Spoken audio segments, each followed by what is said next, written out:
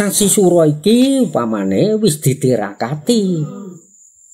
Marme upama gaman nek arep tak bacokne senajan ora Sasi Sura apa kena ditirakati luwih apik nah. Ngono iku.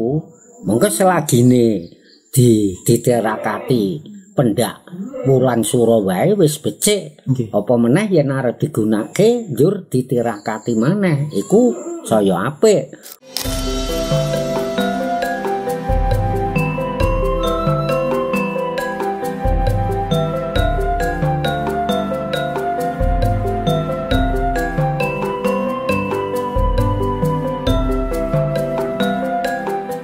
Nah, niki Pak De. Iku kan ngerembuk masalah tirakat nih, Pak. Tirakat Sura. Oke, tirakat nih, tirakat napa nih Pak De sing paling cocok napa paling sae nih dijalankan di bulan Sura niki napa? Ngene le. Rehne ya to, wulan Sura iku kalebu wulan-wulane mligine wong Jawa kanggo tirakat iku ora winatesan ing apa sing ditirakati le. Bakune siji yen wong mau wis duwe ilmu lawan kaweruh kuwi hukume wajib ngibarate pusaka diasah diungkal. Kuwi sing wis duwe. Sing durung ya to iku wulan sing becik kanggo nggayuh kanggo ngupadi nggayuh meraih ya Pak. Nggayuh ngupadi utawa ngupaya neng babakan ilmu lan kaweruh lan yo mas dina nggo becik sasi becik banget sing kanggo tirakat. Mula ora winatasan iki sing paling apik nggo nirakati ilmu iki. Sekabehing ilmu ditirakati ana kono wulan iku ilmu apa wae apik nah pancen ya ana paribasan kangelan sepisan kena digunakake setahun. Dadi upamane wong duwe ilmu apa lah iku jerone Sasi Sura iku ditirakati. Nah iku oleh ngasah maneh oleh tirakat maneh ya sok nek wis pendak wulan Sura. Lah terus ana meneh Sasi Sura iki upamane wis ditirakati. Marme upama gaman nek arep tak bacokne senajan ora Sasi Sura apa kena ditirakati luwih apik nah. Ngono iku. Monggo selagine ditirakati pendak wulan Sura wae wis becik. Apa meneh yen arep digunakake njur ditirakati maneh iku saya apik.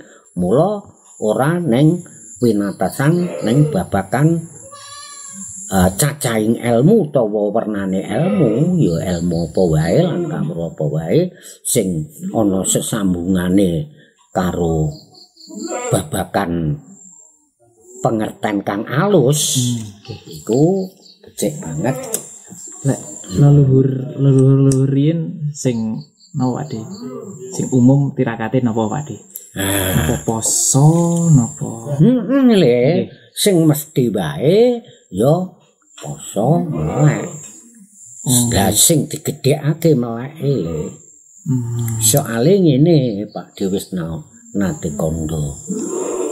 Wong iku selagine ora tirakat ning lek kuat melek iku wis sampai pirang-pirang dina, pirang-pirang minggu, pirang-pirang bulan senengane melek iku lho wis padha karo tirakat. Ngono kuwi jalaran apa? Wong melek iku wiwit sore nganti upamane sewengi atas iku dinibaratke ngerti karo obah owahing lakuning isining alam. Dadi ora gampang kecolongan le, ngono wae. Bahasa Indonesia niki mboten kelewatan momen-momen. Lah, bener. Nggih. Bener. Saiki contoh sing wis Pakde uga neng kono ya jaman semono Pakde isih bocah mung dasare melu-melu le. Yaiku nate ana anu le lek wong biyen ngarani pegebluk. Lah, mligine neng wilayah wewengkon Kecamatan Maidewe iki le. Iku akeh jaman semono leloro le. Lah leloro niku padha panas, gemberges, awak loro kabeh. Ngono iku. Lah iku meh wis pirang-pirang desa sing sajroning wilayah Kecamatan Maidewe. Lah akhire ya ngono. Dhisik Pak Dewis nate kandha ana salah sawijine wong tuwa. Le akeh wong lara walang kekek mencok nang klaras jan dibetah melek mesti padha waras. Iku. Lah, iku le nganti jaman semono iku saben bengi ku Pakde mlaku.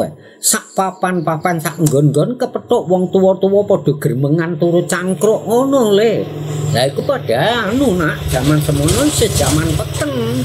Wong selagine pos kampling iku lampune ya mung kelip-kelip ngono.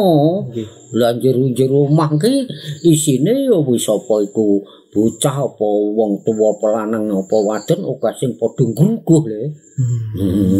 Ngono ya padha adem panas. Lah ning kono dadi kasunyatan bareng. Padahal iku ora tirakat le ya wis mung melek. Engko kadang-kadang ya nek sing jam 1 bali mlebu omah turu, ana sing ya wis turu neng cangkruk kono. Ya ana sing natas sewengi. Lah ora suwe le. Iku sirep. Pegebluk iku saya sudah waras nganti dadi ilange pegebluk mau ginanjar dening pangeran padha pinaringan waras kabeh mongko iku mung sak melek ora poso lho le. Nggih. Heeh.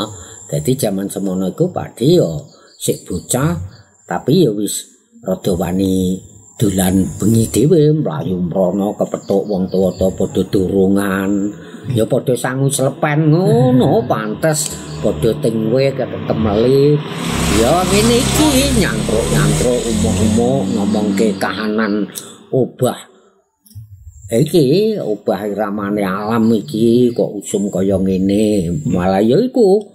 Lah, iki kira-kira potas enek lintang kemukus bodho ndak ngerti. Ngono lek biyen. Nggih. Dadi lintang kemukus kalih memayu hayuning bawana. Iya bener ngono kuwi. Istilahnya merasakan kondisi alam. Ikut merasakan, ikut prihatin. Lan yo nikmat banget le sak temene. Toh alam lingkungan biyen iku sik banget cara tembunge saiki sik anu bersahabat le asri ngono kepenak dadi hawa-hawa ki seger ngono senajan bengi yen wanci ketiga to padang bulan surem-surem wah wis teman dadi rasane iki tembus njaba jero njabane aman jerone adem kepenak ngono iku. Niki monggo ngasurin Pak. Niki iya nah. Niku wonten jemput dhisik nggih karo ya emplok-emplok nggih. Siap.